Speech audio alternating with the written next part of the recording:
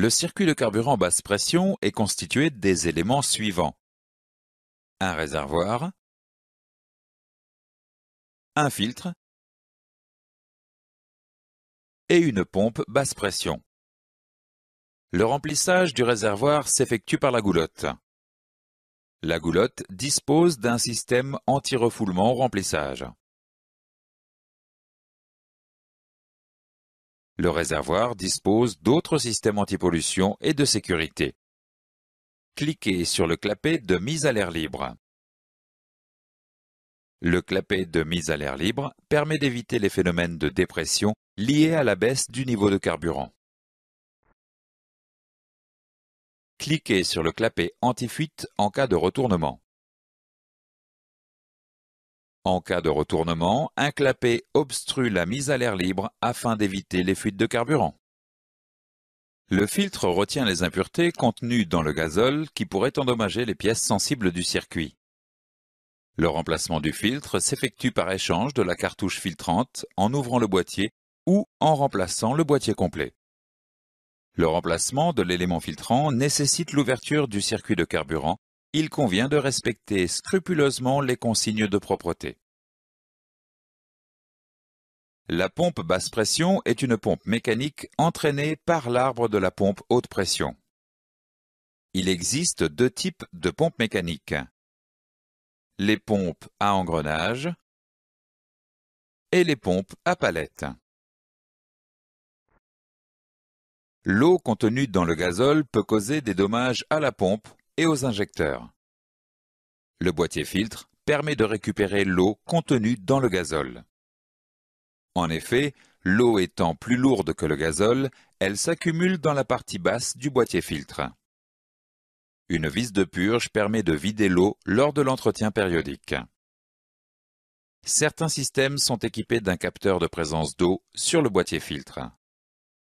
Ces systèmes indiquent la présence d'eau dans le boîtier filtre en allumant un voyant au tableau de bord.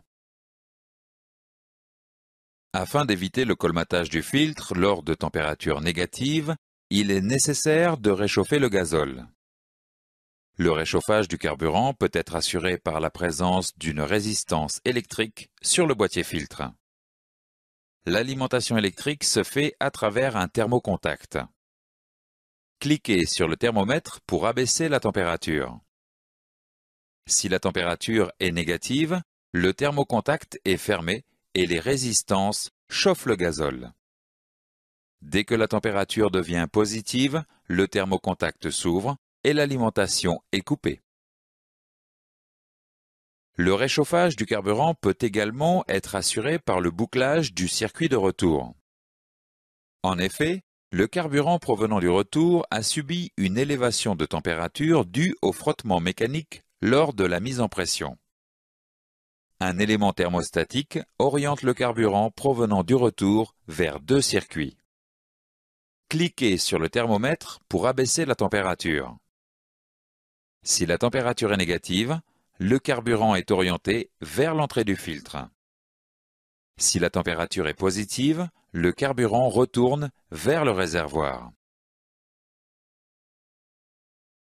Certains véhicules utilisent un circuit de refroidissement du carburant afin d'éviter sa surchauffe. Le circuit de retour de carburant vers le réservoir se caractérise par la présence d'un serpentin situé sous le véhicule. Le serpentin, soumis au flux d'air en roulage, permet d'abaisser la température du gazole.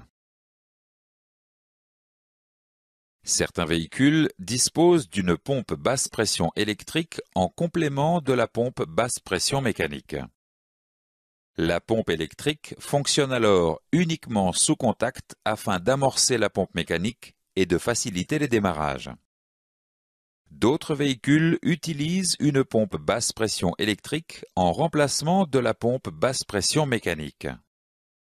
Dans ce cas, un régulateur de pression situé dans le boîtier filtre régule la pression à une valeur constante. Une poire permet de purger manuellement le circuit d'alimentation lors d'un entretien ou à la suite d'une panne de carburant. La poire se situe avant le filtre. La présence d'une poire manuelle signale l'absence de pompe d'amorçage électrique.